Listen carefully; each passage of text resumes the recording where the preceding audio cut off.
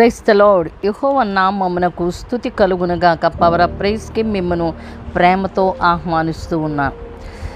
ఇదేను పరిశుద్ధాత్మ దేవుడు మనతో మాట్లాడుచున్న ఆయన యొక్క వాక్కు రోమా 6వ అధ్యాయము 16-17 వచనాలు మనం చూసినట్లయితే ఇక్కడ స్పష్టంగా మనతో మాట్లాడుచున్న విషయము అంటే ఒక విశ్వాసి ఏ విధంగా ఉండాలి, దేవుని ఎరిగిన బిడ్డలు, దేవుని కనుగొన్న బిడ్డలు, దేవుని కలిగిన బిడ్డలు ఏ విధంగా ఉండాలి, మన యొక్క విశ్వాసపు స్థాయి అని మనం చూసినట్లయితే ఇక్కడ చెప్పబడుతున్న మాట, ఏ మనిషి అయినా సరే ఒక విశ్వాసాన్ని కాదు కానీ ఏ మనిషి అయినా సరే మనం ఎవరిని ఎక్కువగా ప్రేమిస్తూ ఉంటామో వాళ్ళకు మనము లోబడుతూ ఉంటాం, విధేయత చూపిస్తూ ఉంటాం. వాళ్ళకు మనం ఒక విధంగా చెప్పాలంటే సమర్పించేసుకుంటాం కదా. అంటే వాళ్ళు మనం ప్రేమిస్తున్నాం కాబట్టి వారు చెప్పిన మాటకు లోబడతాం, విధేయత చూపిస్తాం, ఏదంటే అది మనం చేయడానికి ఇష్టపడుతూ ఉంటాం. ఈ యొక్క బైబిల్ ప్రకారంగా కూడా మనం చూస్తే విధంగా చెప్పాలి అంటే ప్రేమించిన వాళ్ళకి మనము దాసులం అయిపోయినట్టుగా మనం ఉంటాం. ఎందుకంటే వాళ్ళు చెప్పిందే మనం చేస్తూ ఉంటాం కాబట్టి. మరి అయితే ఇక్కడ 2 విషయాలు దేవుని వాక్యములో మనకి చెప్పబడుతూ ఉన్నాయి. ఒకవేళ మన పాపాన్ని మనం ప్రేమిస్తూ ఉన్నట్లయితే దానికి మనము దాన్ని అనుసరిస్తూ ఉంటాము, విధేయత చూపిస్తూ ఉంటాము. ఎక్కువ అటువైపుకే మన మనసు లాగుతూ ఉంటుంది కాబట్టి అది మనల్ని తన వైపుకు నడిపిస్తూ ఉంటుంది.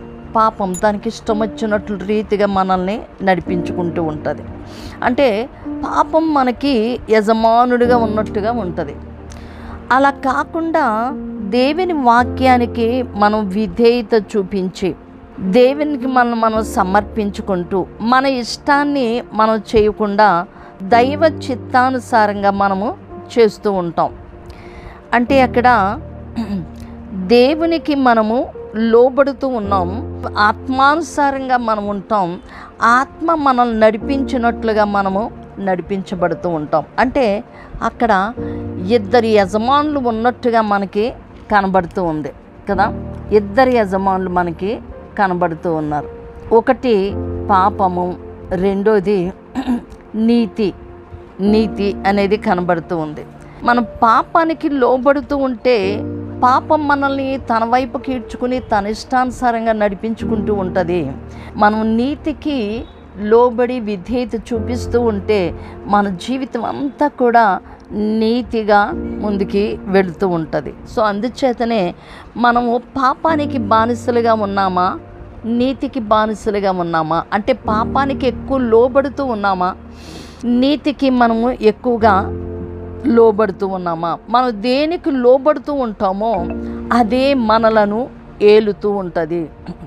చేత మనము విధేయులైన దాసులుగా మనము నీతికి మనం ఉన్నట్లయితే నీతి మనలను ఏలుతూ ఉంటుంది. నీతి మనలను పవిత్రత, పరిశుద్ధత, యథార్థత, నీతి వైపుకు మనలను నడిపిస్తూ ఉంటుంది. అలా కాకుండా పాపము అది మన మీద యజమానుడిగా ఉంటే మన జీవితంలో అన్ని ఏది ఉండకూడదో వాటన్నిటికీ కూడా మనల్ని నడిపిస్తూ ఉంటుంది. దానిచేత మనం పాపమునకు దాసులమై దేవుని యొక్క ఉగ్రతకు గురి కాకుండా నీతికి దాసులమై దైవ చిత్తానుసారంగా మనం ఉంటూ ఉన్నప్పుడు అది మనల్ని ఒక మంచి మార్గములో మనల్ని నడిపిస్తూ ఉంటుంది. మోక్షానికి ఒక మార్గంగా మనలను నడిపిస్తూ ఉంటుంది. కాబట్టి నీతికి మనం దాసులుగా ఉండాలి, పాపానికి మనము దాసులుగా ఉండకూడదు. ఎట్టి పరిస్థితుల్లోనూ దానికి దరిదాపుల్లోనికి రాకూడదు. సో అట్టి విధంగా పరిశుద్ధాత్మ దేవుడు మిమ్మును నడిపించునుగాక. నీతి మీకు యజమానుడై ఉండాలి, విధేయత మిమ్మల్ని మీ మంచి దారిలోనికి నడిపించేదిగా ఉండాలి. సో అట్టి విధంగా పరిశుద్ధాత్మ దేవుడు మిమ్మను నడిపించునుగాక. సకల ఆశీర్వాదములకు కారణభూతుడా మా యెహోవా పరిశుద్ధుడా. నాయన, లోకంలో ఇద్దరు యజమానులు కనబడుతూ ఉన్నారు.